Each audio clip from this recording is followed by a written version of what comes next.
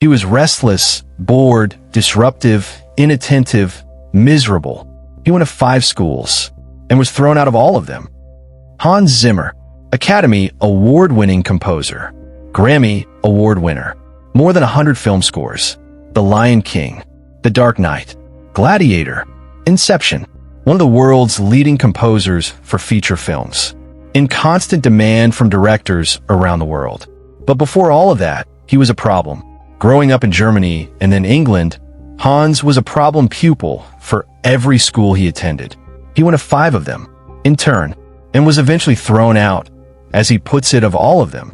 Restless, bored, disruptive in class, inattentive, miserable with the whole process. Hans has no doubt that he would have been medicated for ADHD if the diagnosis and drugs had been available at the time. 5 schools looked at this boy and saw failure. Disruption, a problem to be removed. They could not see what he actually was. A genius, learning in a way the system was not designed to recognize. There was one activity that consistently held his attention. Music, not in school, but at home, where he sat at the piano making up his own tune. There was one activity that consistently held Hans's attention. Music, not in school. The schools did not recognize this. They saw only disruption. But at home, Hans was surrounded by music, and he constantly sat at the piano, making up his own tunes. This is the pattern of natural aptitude. In school, restless, bored, inattentive. At the piano, focused, absorbed, lost in creation. The difference was not Hans. The difference was the environment. He left school as soon as he could and tried to make his way as a rock musician. He joined one band after another and eventually had his first commercial success in the 1970s with a band called the Buggles. They recorded the hit song, Video Killed the Radio Star. Commercial success, but not yet his true path. At that time, composing for film was not even a distant thought for Hans, not least because he could not, and still cannot, read conventional music notation. Someone asked for help with a Moog synthesizer. For him, it was a revelation. He had an intuitive feel for this new way of generating sounds.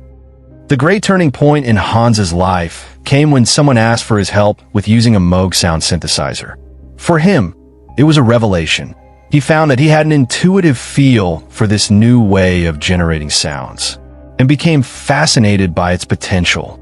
This is critical. Hans could not read conventional music notation. Most people would see this as a disqualifying limitation. But the Moog synthesizer did not require conventional notation. It required intuitive understanding of sound generation. And Hans had that. Naturally, the limitation that would have kept him out of traditional composition became irrelevant, because he found a technology that matched his way of thinking. Work followed, making soundtracks for commercials, then small independent movies. Eventually, he moved to Hollywood. He has gone on to become one of the world's leading composers for feature films, in constant demand from directors around the world for his passionate, powerful, and deeply sensitive scores. From problem child thrown out of 5 schools to Academy Award-winning composer, not by fixing his limitations, by finding the path where his limitations did not matter. His studio is a wonderful mix of high technology and old-fashioned study, somewhere between NASA mission control and the library of an old country house. Hans's studio in Santa Monica is a wonderful mix of high technology and old-fashioned study, somewhere between NASA mission control and the library of an old country house. Large HD movie screen, banks of computers at which he composes. And Hans explains that he still does not read music in the conventional sense.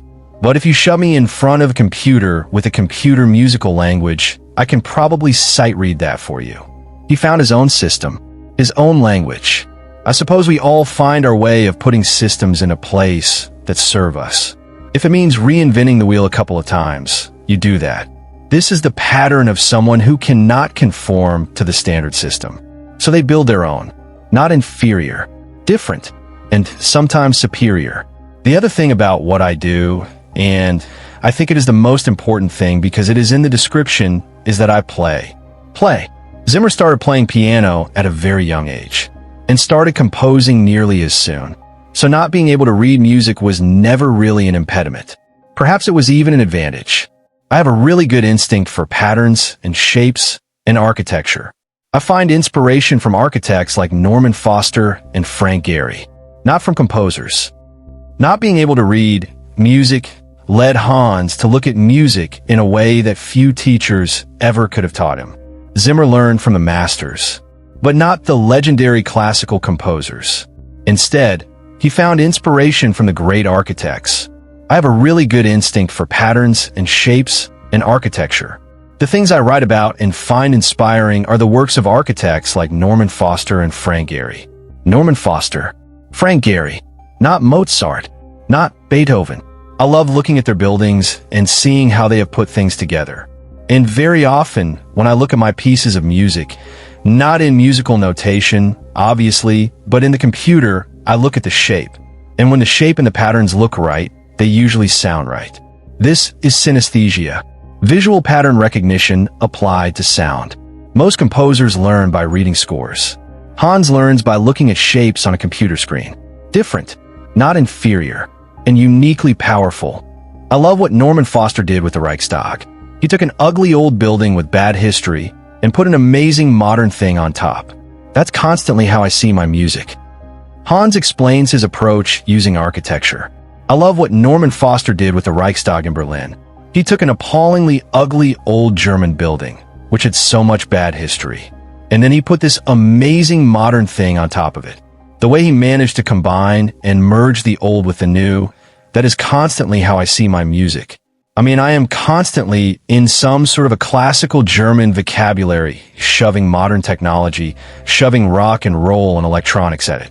This is Hans Zimmer's signature. Classical foundation, modern technology, rock energy, all merged. The Lion King, African rhythms meet orchestral grandeur. The Dark Knight, classical strings meet electronic distortion. Inception, traditional composition meets synthesized dreamscapes.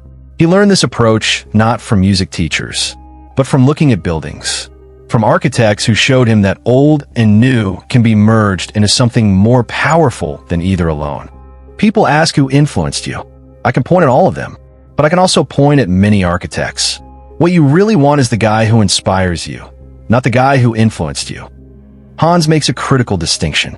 It is a funny thing, because people will say, who were the composers that influenced you? And I can point at all of them, but I can also point at many architects. They have not influenced me, but they have inspired me. At the end of the day, what you really want is the guy who inspires you, not the guy who influenced you. Influence creates similarity. Someone influences you, you sound like them. Inspiration creates originality. Someone inspires you, you create something new. Hans was influenced by composers. That gave him vocabulary. But he was inspired by architects. That gave him vision. This is why his music sounds like no one else. He is drawing from sources most composers never consider. Norman Foster did not teach him music, but he taught him how to merge old and new, how to see structure, how to think in patterns and shapes. And that made all the difference. For Hans Zimmer, music was not only a passion, it was a pathway to a life of meaning and achievement.